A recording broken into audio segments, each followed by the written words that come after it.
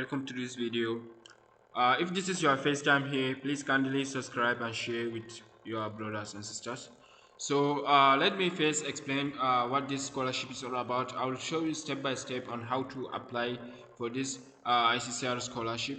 So what you need to know about this scholarship is at this section, these are the scheme that are under this scholarship. So this is Atal Bihari Vijay. Like there is many schemes, you understand, for under this scholarship. So for we the Africans, we are under this the India Afri Matri scheme, so formerly known as Africa scholarship scheme. So and they offer UG, PG, and PhD courses. So everyone is eligible for this. You are eligible for this, and age requirement is like for UG is 18 years to 40 years, PG 18 to 40, and PhD is 18 to up to 50. So almost everyone is eligible for this scholarship. Okay, so before starting the application, you should go and download there's some instruction. If you want to read the instruction, you can go and read the instruction. So here is the instructions, and there is a form you need to download for the physical fitness. So you are coming to this guideline, and you'll click on this. It will take you here, so you need to like download this form and fill it and take it to a government hospital to get it notarized. So after that, if you don't have an account, you have to come here and create an account. So let's say I have an account already, so I will just log in. So guys, after you log into the page, it will bring you to this dashboard. So you are to start with this apply for scholarship. So this is just a demonstration. I'll just show you how to apply. So take everything as an example. So you locate here and upload your passport photo, not international passport, but your own personal photo. And then this one from the creating the account is already fitted, and that's all I think from this side.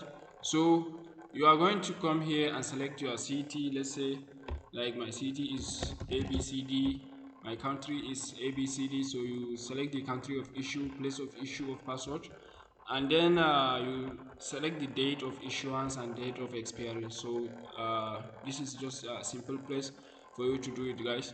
So this postal address you have to like search on Google for your location and put whatever is asked here. You understand, you are coming here and fill it one by one.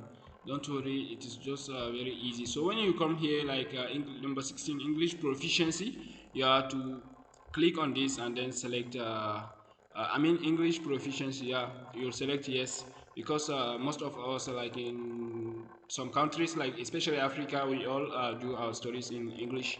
So you will just select this yes if you take your courses in English. So till what level have you taken your courses in English? So I guess use the high school slash college if you are applying for undergraduate. So if you are applying for masters, you should use the undergraduate 12 to 15 years.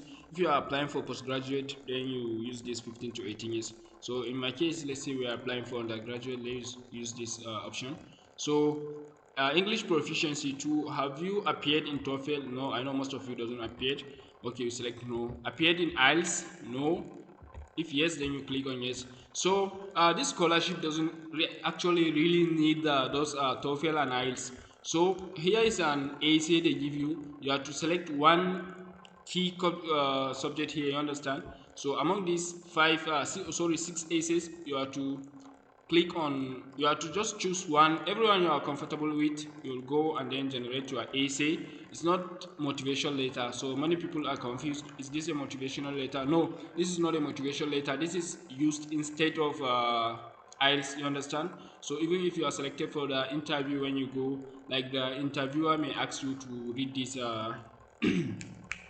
essay you wrote, so that he can see how perfect you can speak English. So don't worry, you'll just take one and then write an essay about it, and then you come and then paste it here. You understand? It should be at least 500 characters. So when it come here like academic year, you select, yeah, it's 2027. So course If you are selecting UG, you select UG. If you are selecting PhD, you select. But don't worry, the page actually is now under maintenance. So I guess PhD and postgraduate will be available soon. So this course mainstream, you have to select whatever you wanna read. Like if you wanna read on science, you select science. If you want art, medical, health, yeah, but they don't give mbbs, sorry, but they give pharmacy and other nonsense, you understand. If it's engineering and technology, you select it. So it's all fine here. So there will be an option of you to select the university. So you select btech or whatever course you like, and then select the university you like. These are all the universities that offer this. So you select one university among them.